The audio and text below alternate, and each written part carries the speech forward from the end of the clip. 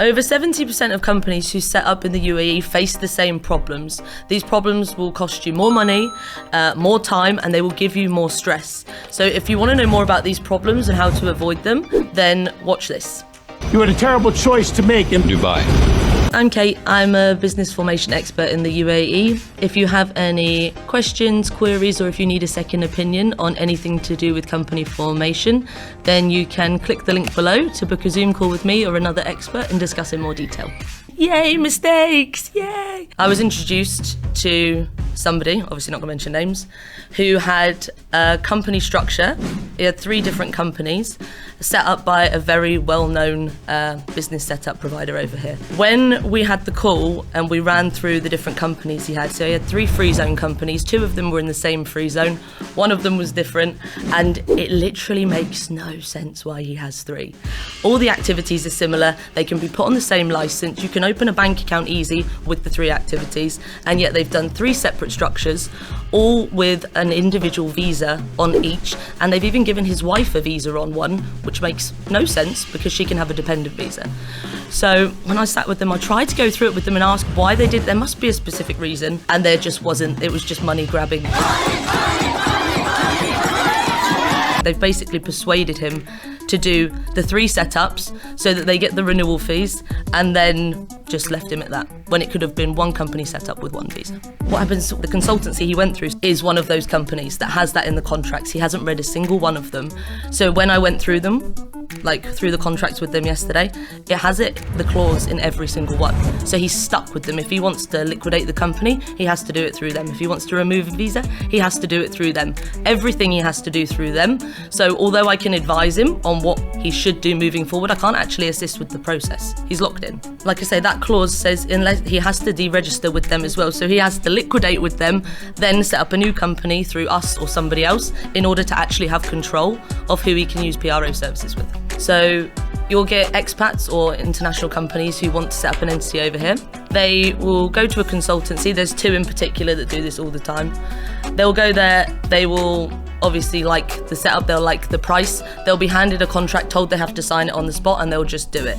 They don't read the clauses, and one of them in particular locks you in with that company, and you cannot use anybody else for any PRO services, governmental services, or renewals and deregistrations. So the point is, you have to read it. I don't understand how people don't read it. It's a contract, you have to sign it, it's legally binding. Please read every contract and keep copies of it, because otherwise it's gonna mess you around in the end. Activities. We had a client come to us who had about 12 activities on 1 license that were completely irrelevant. 2 of them are in a high risk category as well, commercial brokers and management consultancies. So when it comes to setting up a bank account, it is gonna be super hard or impossible to do. He tried and he failed. So we had to then remove the activities that he was advised to put on there, and then start again with just the 1 or 2. We see it all the time, people don't read activity descriptions. So just because the title sounds right doesn't mean it actually is. You have to read the descriptions. Descriptions vary from free zone to free zone in mainland jurisdictions as well. People don't read it. I have no idea why. This is your company, this is what you're operating under, and they just go with the flow. People are too quick to sign up and get the license, rather than actually take their time, go through the activities and make sure everything's perfect.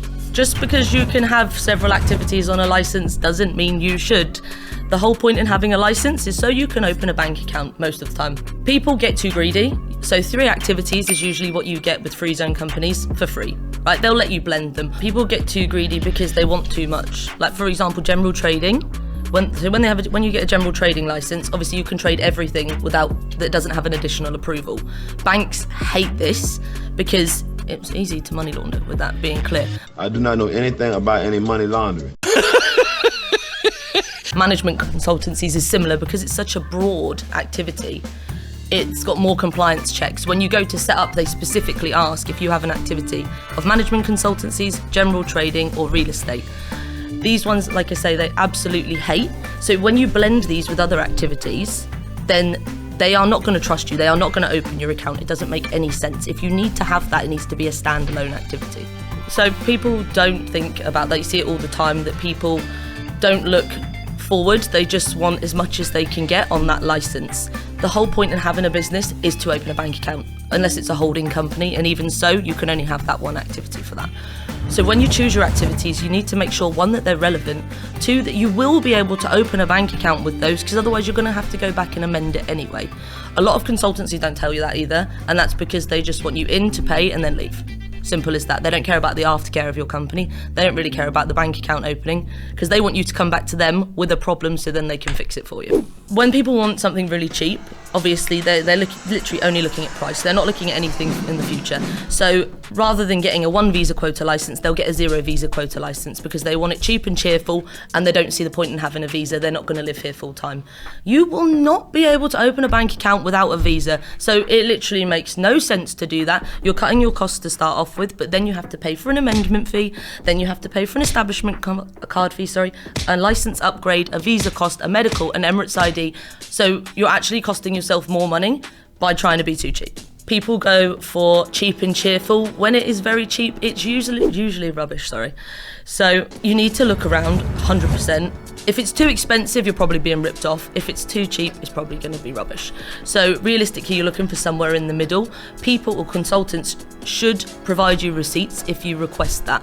So if something sounds too expensive, then you say, will you provide me receipts at the end of the process? If they're not hiding anything, then they will.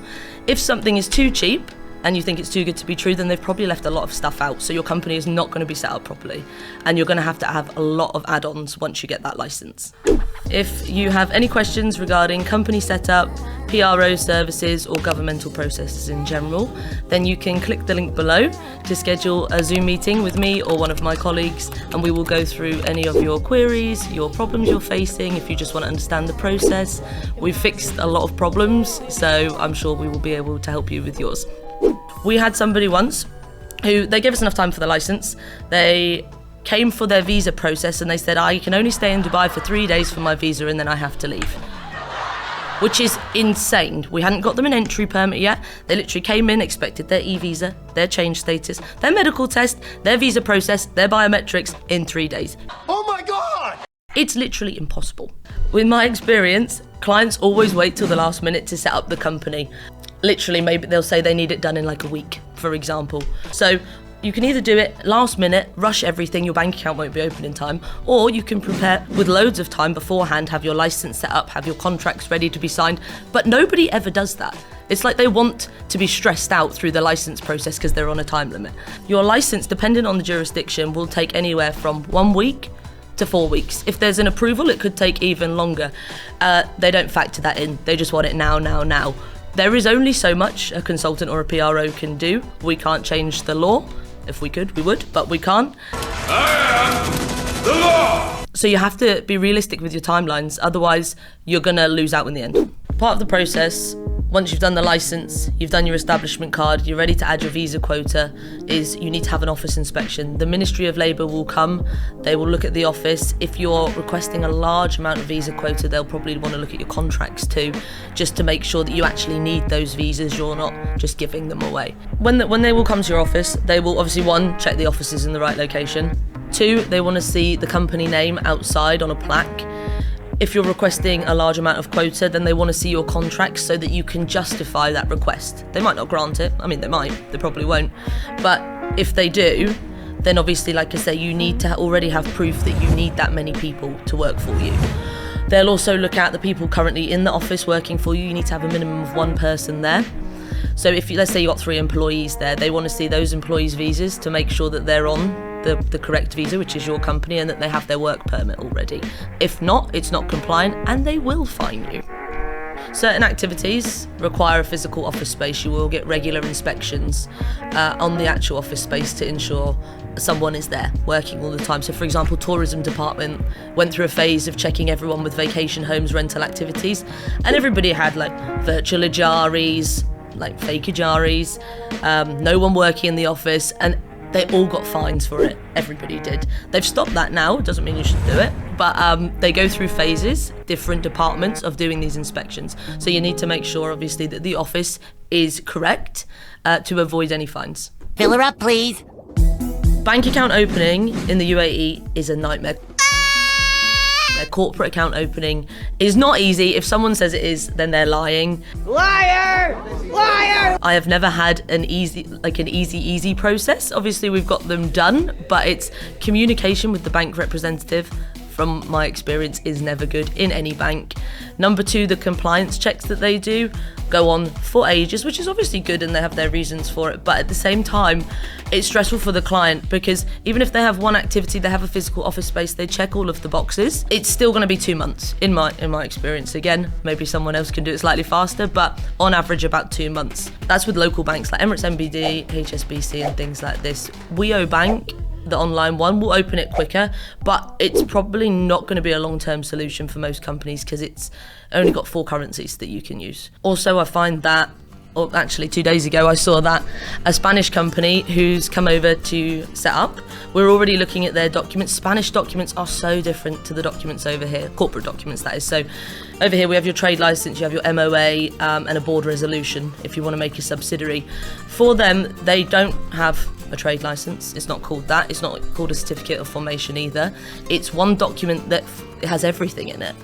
And it's the first time I saw one of those, so I was confused. We showed them to the bank and they said it won't be accepted, but these are the only documents that they have. So it has to be accepted. These are their corporate documents that we need to get attested.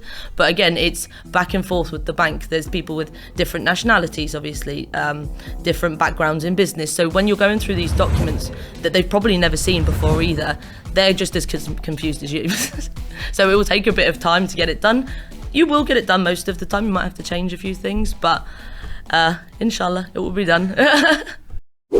Mistakes people make would be not doing their attestations early enough. So people, when they come over and they want to make a branch or a subsidiary, for example, they need to have certificate of incorporation, MOA, board resolution, share certificate, all attested. So that's fully attested in the country of origin, then attested in the UAE, then translated into Arabic, then potentially verified by the Ministry of Justice. Now, when you use these documents for your setup and your bank, the bank will actually need additional documents, so they'll probably need like a certificate of incumbency as well.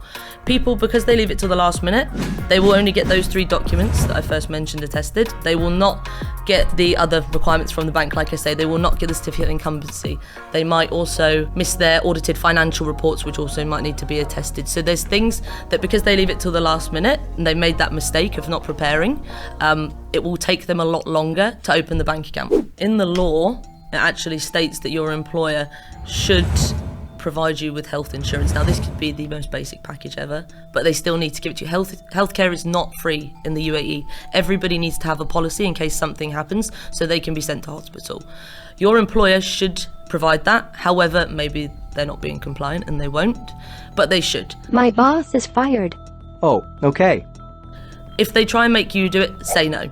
It's not your responsibility. I mean, if you want to get a higher package, then obviously it is. But they need to provide you with at least a basic one. It's in the law. If you work for a mainland company or DMCC or JABSA, then you also should be paid through WPS, which is the wage protection system. This was brought in because years ago people were not paying their employees the right amount on the right day. They were just doing what they want, really. So this has been brought in to streamline that process to ensure that you get your salary, the right amount, on the right day every month. Also, if they don't pay you the right amount on the right day every month, then their system will be blocked. So they have to do that. Some companies don't know about this. Your consultant, when you set up your license, should tell you, but sometimes they don't. I don't know why. Maybe they don't know how to implement it for your company. But realistically, if they've done your license and they've done your visa, then they should also help you with your WPS because it's mandatory to do. If not, 6 months down the line, they give you a 3-month grace period. Then you have 3 months that you have to start paying your employees properly. If you don't, then obviously they block you. If they block you, then you have to unblock yourself by paying all of those salaries back to your employees through WPS. It's a lot of money that you spend. It's a lot of back and forth. Just set it up at the beginning. If you have any stories of problems you faced, mistakes you made, anything along those lines when you did your company setup or a governmental service in the UAE, please put it in the comments so other people can see it. Sharing's caring, hope everybody learn. We see all the time that people don't have accountants from day one. Now that's fine if you have small transactions, you're trying to do it yourself. However, in the long run, it's going to have a negative impact because new rules have been put in place now where most free zones want your yearly accounts for your renewals. They want to check that you're doing them, you're keeping on top of it. It's better to just set everything up perfectly from the start than get halfway through the year and then have to have an accountant go back through and do your accounts from day one.